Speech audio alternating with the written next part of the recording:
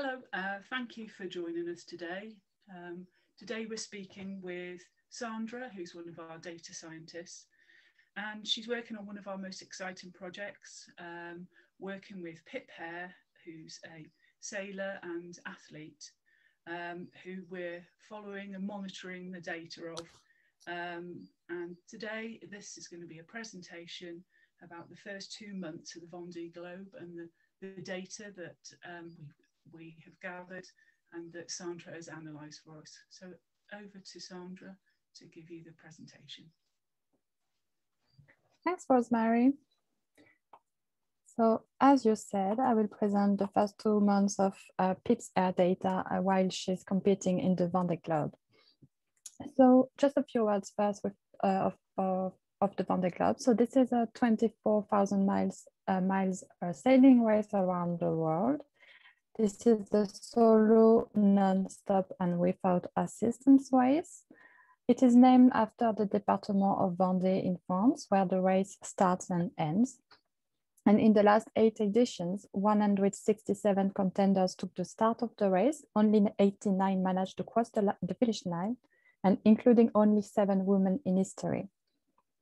So what's Pip Hare? So she's a professional sailor. She has 20 years of experience in ocean racing, 10 years experience of solo racing, she won multiple international yacht races. For her first participation in the Vendee Globe, her target is Ellen MacArthur record. So she finished the Vendee Globe edition of 2000-2001 in 94 days, 4 hours and 25 minutes. So we're gonna jump to the data. So Pips is recording our heart rate and steps data using a wearable device that we have integrated in our Atom 5 platform. And she's also completing some cognitive tests and sleep and food diaries using our mobile app. So let's start with heart rate. So we'll begin with an example of how we are able to monitor Pip's emotional stress. So in the first week into the race, she had to climb her mast to repair something that has broken up there. And she described herself the experience as utterly terrifying. And she said she was shaking for about half an hour afterwards. So I let you imagine what kind of stress level she experienced at this moment. So this is how it looked like. So this is the heart rate data about 1 hour before she climbed the mast. So we can clearly see how nervous she was with this prolonged period of increased heart rate. Then when she started to climb the mast, her heart rate jumped to 127 beats per minute. So basically at this level, the effort is equivalent to an aerobic session, and talking becomes challenging. Then we could clearly see on our heart rate data the 30 minutes it took for the heart rate to come back to a lower intensity level. So this is the heart rate data for the 2 first months of the race. And the way we look at the data, it's so we divide the heart rate into 5 intensity levels, going from sedentary to very high, and this is related obviously to the activity level she's performing. So the way we compute each of these 5 intensity level is the following. So we look at a certain percentage of a maximum heart rate, and the maximum heart rate has been computed from subtracting our age from 220 beats per minute. What is also interesting is to look at our resting heart rate. So over the first 2 months, our average resting heart rate was of 52 beats per minute. So this is in the normal range for an athlete. And just to give you an idea, for normal adults like you and me, the average resting heart rate is between 60 and 100 beats per minute.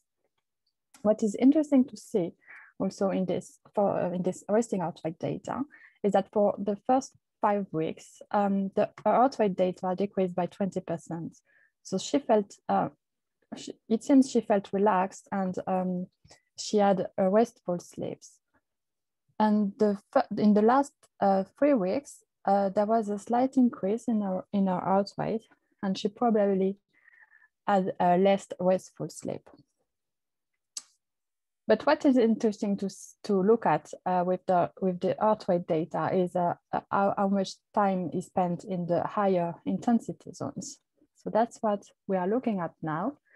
So this shows the intensity from low to very high for each of the day, and the time spent in each of these intensity zones in hours. And the curve here shows the time spent in the highest intensity or activity levels. So in the first weeks of the race in the North Atlantic, Pip headed into a heavy front, and so she had a lot on, and we can see it from the data that there were longer periods of activity with high intensity. Then in the equator doldrums, she had lots of work to get the boat moving because there were little winds. And we can see from the data in this equator doldrums that our activity was in high intensity, but there was also longer period of activity with days where she was active for 15 hours a day. Between Cape of Good Hope and Cape Lewin, it was great sailing, even sometimes with dolphins, and she was having less active periods of less intensity. And around Nemu Point, things started to be a bit harder with poor weather conditions, and she had a lot of work to do. And again, she spent more time active and with in the high intensity zones.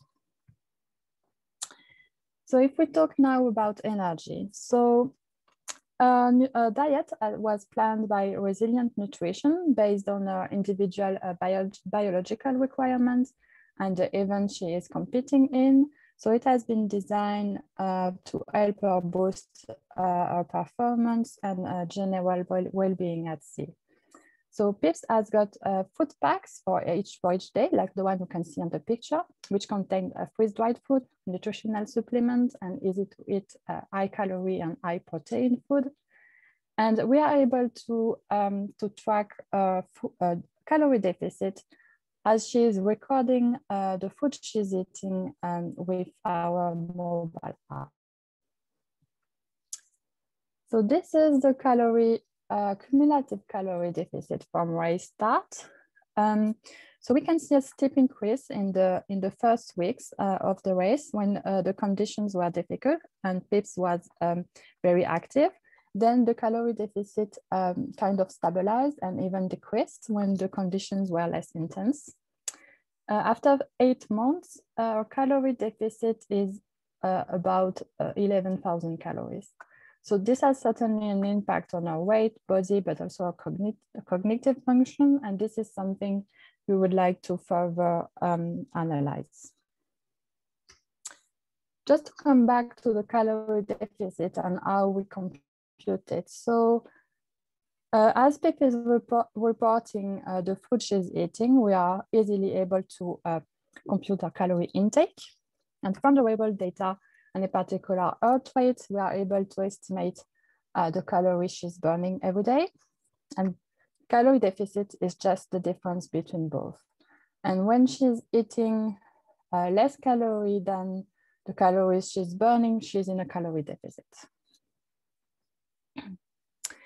So one important aspect also in this race is sleep. So you know probably that skippers can sleep only in 30 minutes at one time on the boat, so they can they need to be alert at all times.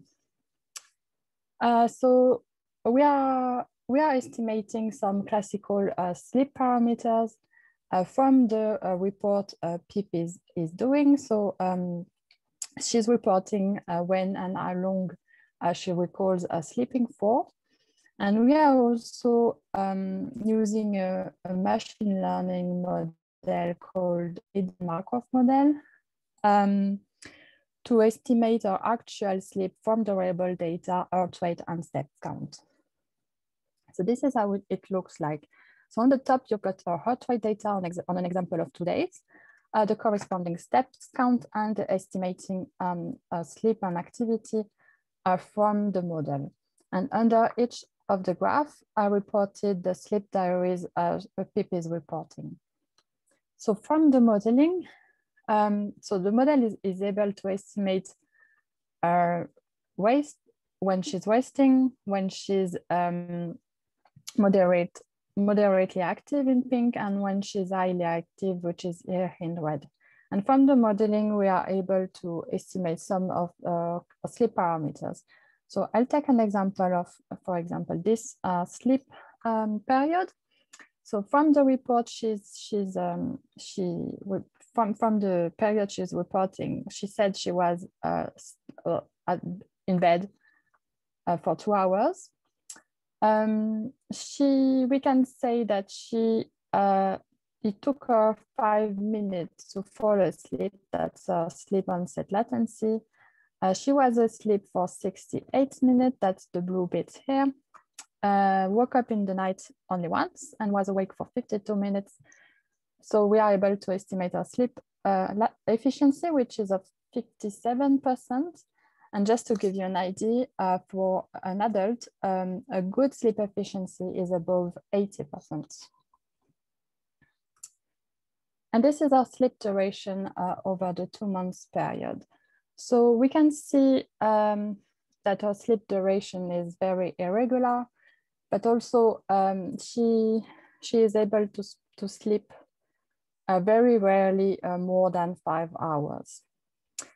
In the beginning of the race, it seemed that when she was having very little sleep, like for this example on this day or this one, she was able to catch up the day after, while for the last 3 weeks of the race, it was not the case anymore, and she really had less sleep. And if you remember that in the last 3 weeks, that her resting heart rate was also increasing. So this is consistent with what we observed with the resting heart rate.